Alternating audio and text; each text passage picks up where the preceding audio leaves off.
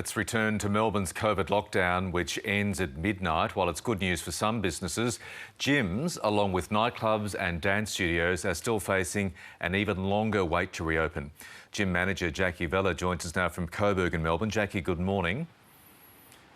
Good morning. So gyms are shut, your gym included, for another week, on top of the 2 weeks already. What impact will that have, or is it having already, on your business?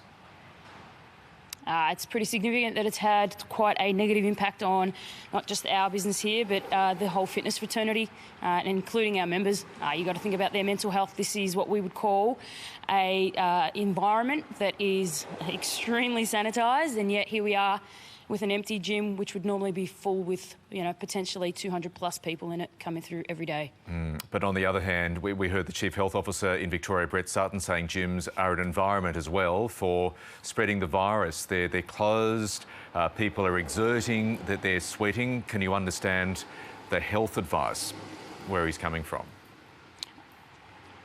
So the Chief Health Officer has absolutely no evidence whatsoever, and we would like to see that. That's what we're demanding at the moment, to see the scientific evidence that these facilities are considered hotspots. We've had nearly 7 million check-ins since November last year, and not a single COVID case in our studios or in our gyms across the fitness fraternity. So you can imagine our frustration when we heard the press conference yesterday and the claim of 27 potential cases when that was linked to a home studio. We just want to see the facts. That's the reality. We're tired, we're fed up. You can probably tell from just my attitude alone that we're pretty angry with the outcome. We just want a resolve, we want to be involved, and we want to be part of the solution. We're not the problem here. I can absolutely understand your frustration, Jackie. I hear it, everybody out there hears it, but the government says gyms have to stay closed. I think Brett Sutton used the word sacrifice, make a sacrifice for the broader well-being of all Melbourne. Do you understand that? For another week, stay shut to make sure we're back to pretty much defeating this virus for the time being? Look, we'll be compliant and do what they advise us to do, but do I think that it's okay that people like myself and our staff members are sacrificing yet another week of income? A lot of these guys are potentially sitting below the poverty line right now, reaching out, needing meals and things like that. This is their only form of income. And so how do you require people who have got a minimum of 4 years of qualifications, which is what my staff have, all exercise science background, and you ask them to take a sacrifice? It's become too much. I'm having to deal with their mental health, let alone their physical health.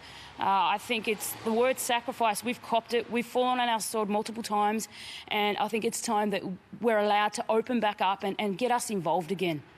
How are you holding up, Jackie? Look, I'm doing pretty well. I've got 2 children at home who are remote learning for the last day today, fingers crossed, and they're going back to school tomorrow. In terms of mentally, this has taken its toll. This time around has been hard.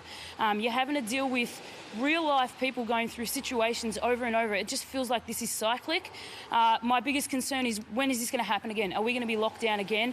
And Melbourne needs to learn to deal with the virus. We're doing a great job. Victorians are doing an awesome job, yet we keep getting slandered for, mistakes that the government have made. Let's be honest, this is not just at our fault.